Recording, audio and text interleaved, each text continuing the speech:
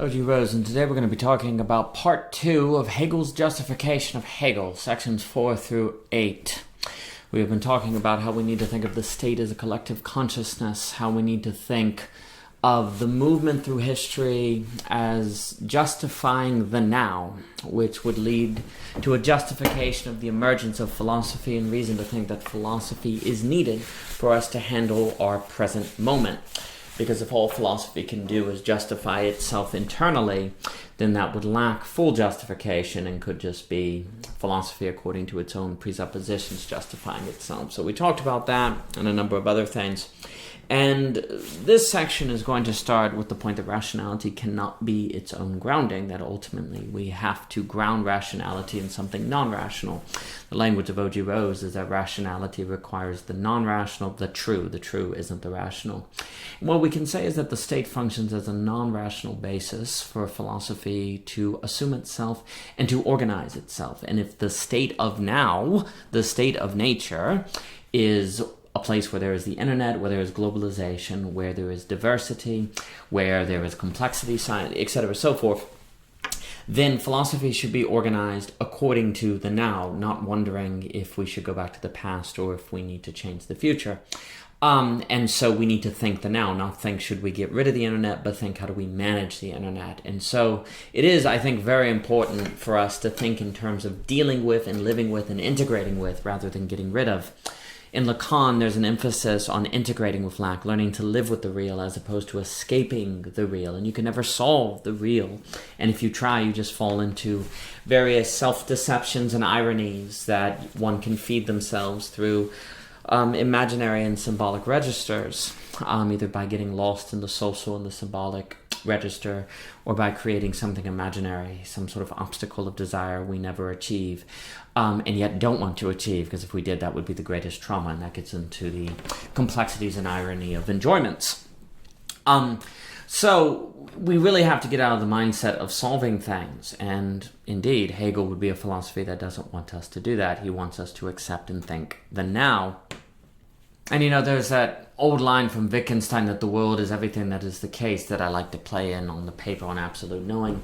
But there's a sense in which Hegel in the philosophy of right is giving us reason to believe that the state realizes the case more so than not. That however the state presents the case, or whatever is the manifestation of the state of nature in the now and its particular socioeconomic and technological condition, there would be reason to assume that this is how it should be, or that this is likely best. Now, it's not necessarily best. That's why there's room for reformation in Hegel, and even revolution, but not revolution as an overturn until the most extreme of circumstances. But there is certainly space for reformation.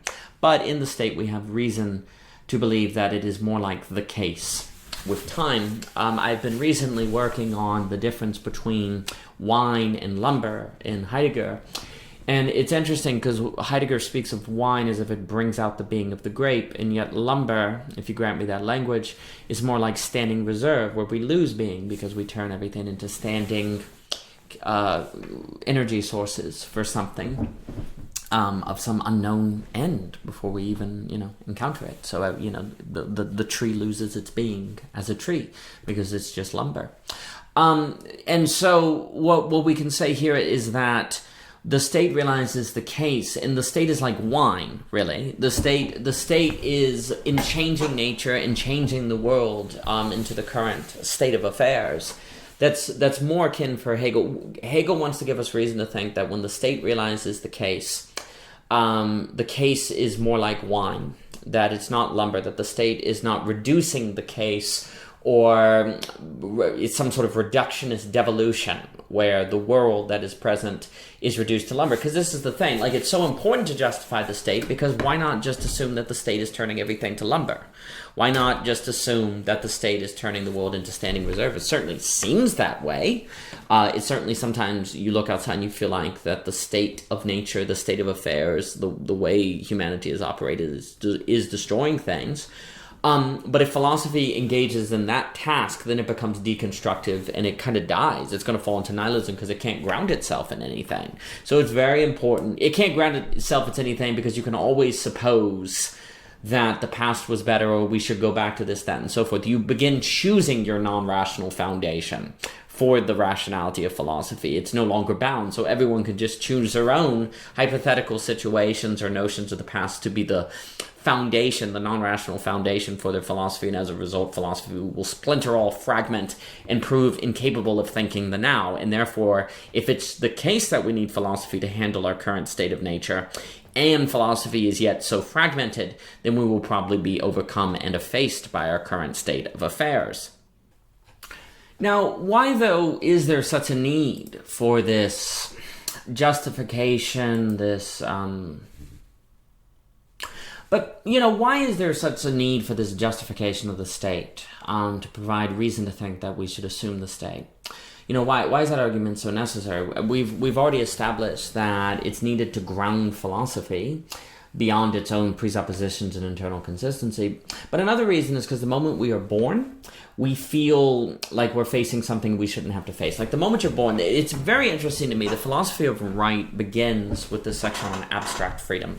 And by abstract freedom, it strikes me as meaning this freedom that lacks any determinants, any conditioning, any preset. It's a freedom, like it's a freedom of God, basically, where God can do anything. God is he's determined by nothing at all, and he only determines himself. And so what Hegel seems to suggest is that we all come into this world with a sense of abstract freedom, which is a feeling that we shouldn't be determined. We shouldn't have to be determined at all. We should be able to do whatever we want. And yet the moment we are born, we find ourselves determined. We find ourselves thrown, to use Heidegger's language, and therefore we come into the world with our abstract freedom upset. And so that means we're already postured to lash out against our determinations and to become even nihilistic or to lose hope, because you come out, the moment you're born, you feel like you're facing determinants that you shouldn't have to face. To point ahead, a big role of the state is to have us come to terms and live with this anxiety, this tension of having a feeling that we ought to be abstractly free, ergo totally free, and yet find ourselves faced with determinations. And if Hegel cannot justify the state, or you cannot justify the now, why not lash out against your determinants, the family you're born into, the laws you're born under, the institutions you find yourself influenced by? Why not lash against these determinants that shape you? Because it certainly feels like they shouldn't shape you, and it naturally feels like you shouldn't be bound at all. And if there's no reason to assume the now or to believe that the current state is justified, then there is certainly no reason to hold back. And so we will probably lash out against our determinations. Now, again, to point ahead, I think another big thrust of Hegel is precisely that we learn to choose our determinations. Like we choose to see our determinations as good and enabling our freedom, which the language this paper will use will be where we turn our determinants into necessities. It is necessarily the case that we face these limitations, because otherwise we wouldn't have freedom. We wouldn't exist, basically. I mean, the moment you're born, you're determined because you're in a human body, as opposed to a bird. You don't have wings, so there's determinants, right? There's some degree of abstract freedom that is being upset. But you can choose to identify with those limitations and to find freedom in those limitations and find freedom in being a human versus a bird. There are things you can do as a human that you wouldn't be able to do if you were a bird, and therefore those determinants enable freedoms, and therefore you choose to acknowledge the determinants as necessities. This is really taken up in a later section, and I think this is basically the move of absolute knowing, and I think it also aligns with Nietzsche's children, but there's a lot there that has to be explored. But the point here is that a major role of the state is to convince people to be at home with their determinations, and better yet, to train them to experience them as necessities, but to not be overwhelmed by the feeling that we ought to be totally free. And so this is where you start to see stuff like ethics, morality, economics. These are all very important, because if, you see that ethics or law, let's say you experience law and you go, wait, a world without law would be way worse than one without law. Oh, it's better that I'm under the determinations of law than not. And so you come to be glad for the determinations of law, because you say my quality of life is higher now that I have it versus not. And that goes for ethics, that goes for morality, institutions, contracts, all these different things that he's going to go through. All of these, one of the things you'll see the state do, which is the collective consciousness again, is that it brings upon itself, it emerges to things that then determine it, but it is glad to be determined by those things. And not always necessarily, you could say, but if it fails to be glad with those determinations, it tends to rebel, revolution, things fall apart, the center cannot hold. And so the development of the state ultimately seems to be a process of arising to determinations that then the collective is either glad it experiences or not. If it's not, it destroys those determinations, and those, you could be the cycles of history there, or it's glad, and so it absorbs those determinations, and then it's integrated into its like permanent structure, the state, and it doesn't go away, and then it just goes back and forth, and trial through error, and always proposing upon itself new determinations until it learns to treat them as a necessity, and then those stay until the next determination, so on and so forth. Hegel will also reflect on the nature of the state to gravitate toward rightness, not wrongness. He also has a section in there on wrongness, and the question is, why?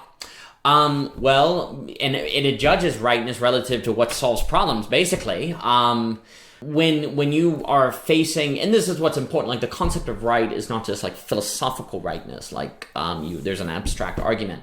Rather, rightness becomes determined by the fact that you see people are getting sick, someone develops X medicine gets rid of the phenomenological experience of sickness, the pain that you see, and therefore you say, this is more right than not, and you integrate it into your system.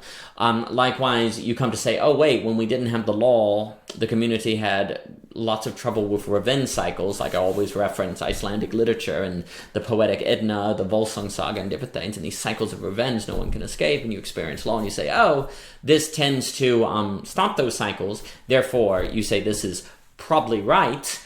It's undergone you could even say it's undergone falsification. It does through history, basically. A kind of falsification of testing history and seeing if nation states are better with it than not. And if it improves things, according to that test, it gets integrated into the structure.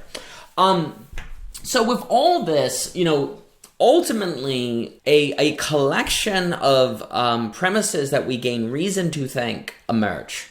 And these are not primarily presuppositional. That's the key. They're primarily intersuppositional. They arise with time. And some of those would be, so we have reason to trust that moving forward is good. That moving forward through history is a good thing. Next, we have reason to trust where we are now. This justification of the now, as you can see, I very much stress. 3, we have reason to trust that the tools the state has given us are valid and even necessary. Philosophy, internet, technology, economics, so on. And 4, we have reason to think that we need to use these tools now to keep advancing into the good future. And that last one is important because if you need to believe that as you move forward, it's good to move forward, that the now is justified, that tools, principles, notions, ideas, concepts will emerge in the now, that then because they emerged in the now, there's reason to believe they are needed now. And that's kind of a critical move. Now, again, maybe what emerges now is not best, or it's suboptimal or mediocre.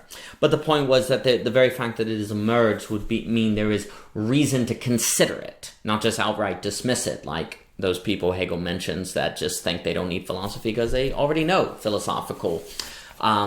already know their philosophical positions, or they follow intuition, like at the beginning of the Phenomenology of Spirit. And so overall, these things come together to suggest that there's reason to think the state is a process of increasing, quote-unquote, rightness.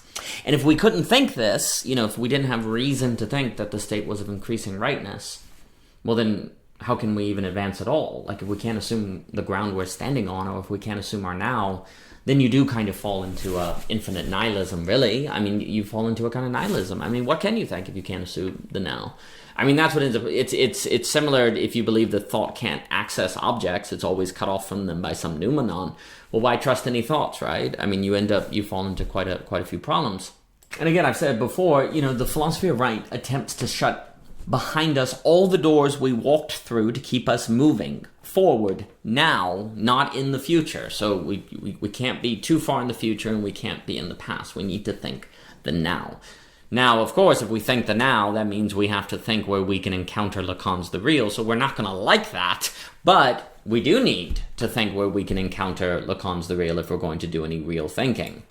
And again, it just, Dr. Todd McGowan puts it very well in his book on why it's important not to think the future for Hegel. And it also brings to mind my discussion with the wonderful Joshua Hansen on Benda's book, and that's recalled in the Fire of Learners paper. But, Dr. McGowan writes, for Hegel, attempts to change the world through philosophy will misfire. They will recapitulate what they struggle against. Philosophers that give practical political advice almost inevitably express the hidden logic of the system they attempt to contest. And, that you could speak there to Lacan. I mean, when you try to speak against the discourse, you tend to do so in a manner that's part of the discourse.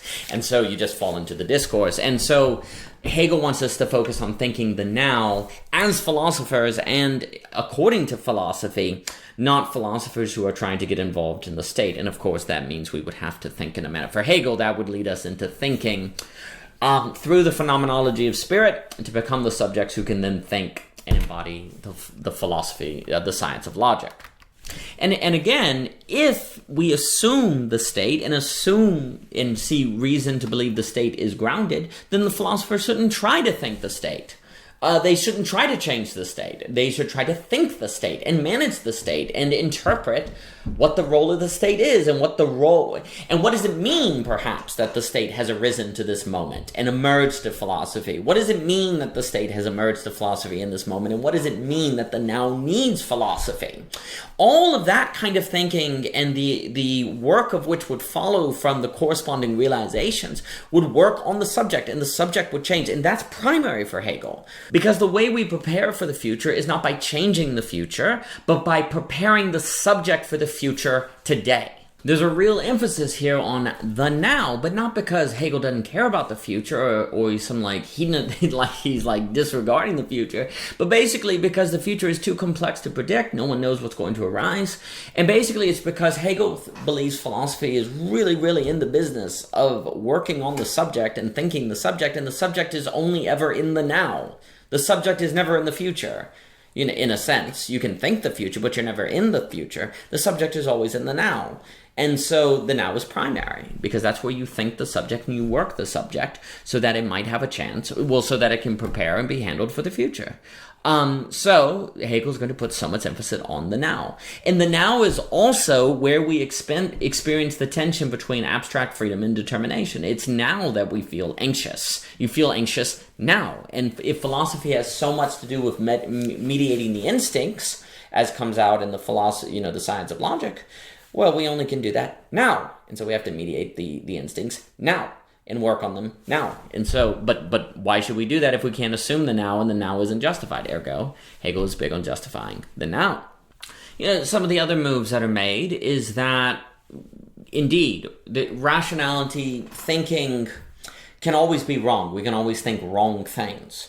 But Hegel gives us reason, because thinking is toward rightness, even when it's wrong, that the more of a collective consciousness we are, the higher the probability that thought will be more right than wrong. So the more you have a state, the greater spirit, the more you're talking on the realm of the level of spirit, the level of state, the more you have reason to believe that what emerges is right, more right than wrong. Now you could align that with the logic of the market, where people say overall the market tends to be more right than wrong. And there's plenty of studies that show that collective consciousness tends to be more right than wrong. It depends. Now I'd have to caveat that and go through it.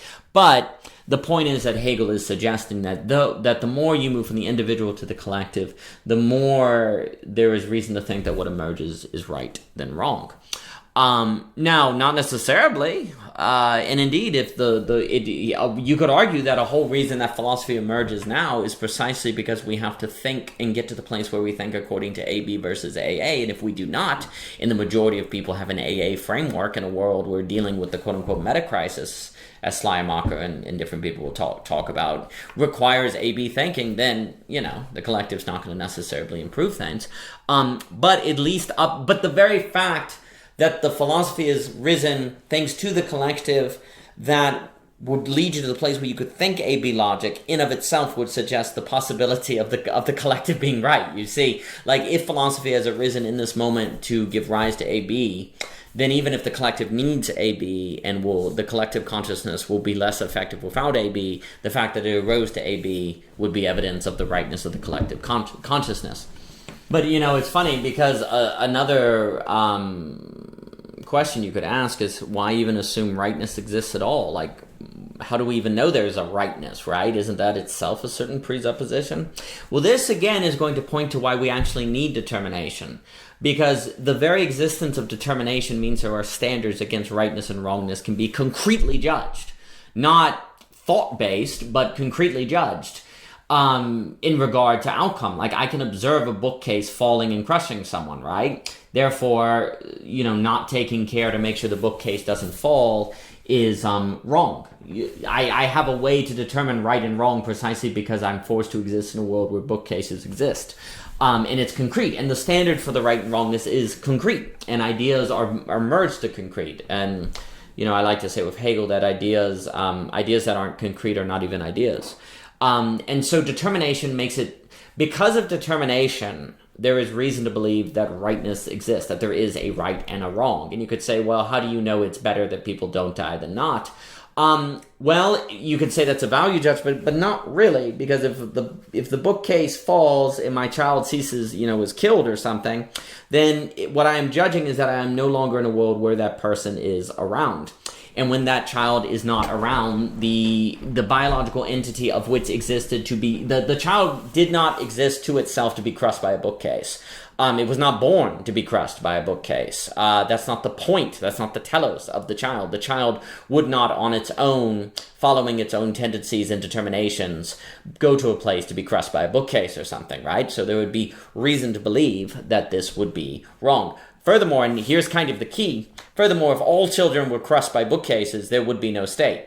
There would be no now. And if there was no state, there would be no foundation by which to even judge the now. And so you couldn't even make a judgment. And if you can't make a judgment, since that's like necessary for even the thought of right and wrong, then it would be wrong to lose the ground for judgment. But the idea is that you can assume the rightness, you can assume the existence of right or wrong, based on determinations of which give you reason to think an outcome would be led to by those determinations if they continue to unfold, of which would remove the foundation by which you could even talk about right or wrong at all.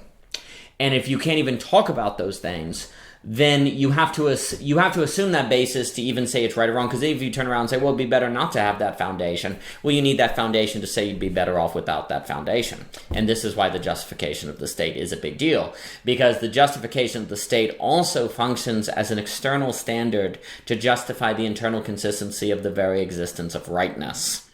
Because the state gives us an orientation to determinations by which we can use those determinations to judge the validity of right and wrongness.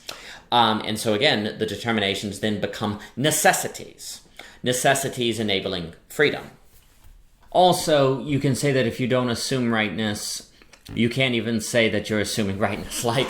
If you cannot assume rightness as a valid concept, then you can't even say that it's wrong to assume rightness, right? Like, that itself would be a certain value judgment. So rightness, the very existence of rightness has to be possible to even say that it's right that rightness exists, or that it's wrong that rightness exists. So there's a certain self-justification that occurs in the very concept of rightness, but that would be meaningless if you didn't have a standard by which to then assume something is more so participating in that self-justifying rightness than not, ergo you need the state. Like, it would be one thing to say that the concept of rightness must necessarily exist, because if it didn't exist, you couldn't say that it didn't exist, basically, because you couldn't determine you were right in that assessment.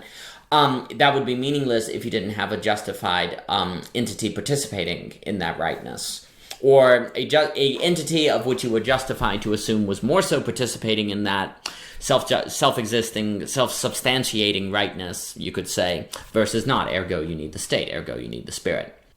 Now, a big move of the development of the state is the bringing together of subjects into other subjects, the encounter of I and other. This is really emphasized in the paper on the absolute choice, but I believe the choice between self-consciousness and reason is basically the choice for the subject, for the I, to identify with the other, to become I/other, AB. If the state brings people together, and the state is the justified ground of your thinking, that would be a foundation and justified reason to think you should make the absolute choice, that you should identify with otherness. And so the state here plays a big role in the identification with otherness. And of course, otherness is also the determinations you find yourself thrown into dealing with. And so there'd be reason to choose them and to make them into necessities. And so the state also grounds what I call the absolute choice. To that point, what's also critical is you couldn't have a state if you didn't have others. And so others are automatically significant. They're automatically necessary. And since the absolute choice has a lot to do with seeing others as significant and therefore a ground for the organization of rationality, your reasoning and your philosophy, that's another reason why the state justifies the absolute choice.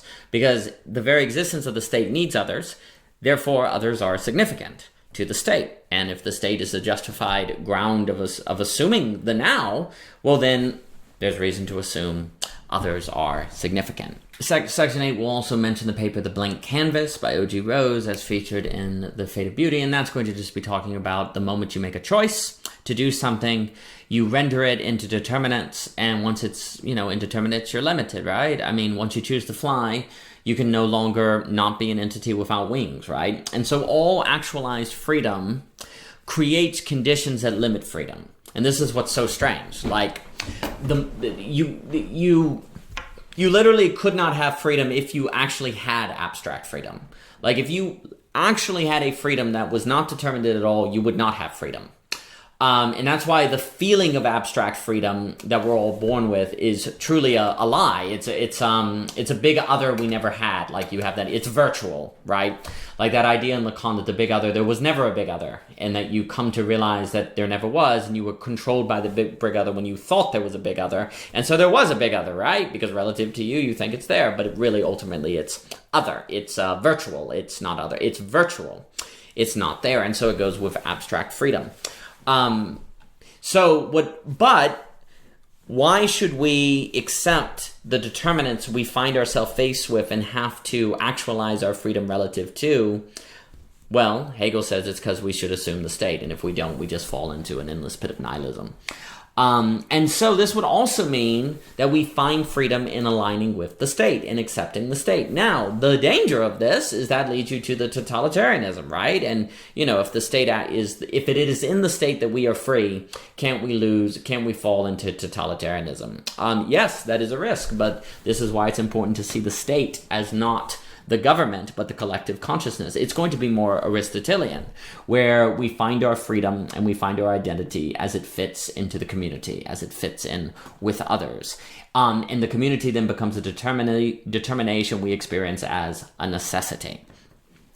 And this is where I think we need to see Hegel as a philosopher of belonging. A lot of what he's talking about here is about where we find freedom in belonging. Now, the book Belonging, again, is going to make distinctions between, say, belonging and meaning, where we need both, but they're not the same thing. And you see, a reason why Hegel would not support totalitarianism is because it's alienating. You're alienated, and you don't feel like you belong in the state. You don't fit into anything. Now, it's possible to feel like you belong in a Nazi party, but then, this is what's going to end up happening. In order to have belonging in, say, Nazi Germany, you're going to have to get rid of all others and difference, of which doesn't fit into that belonging. And if indeed the state arose to a time where those others are experienced, this would be unjustified. You would not have grounds to assume that others should be removed to create belonging. In fact, you would be justified to assume that others are needed for the new kind of belonging that can only be found today.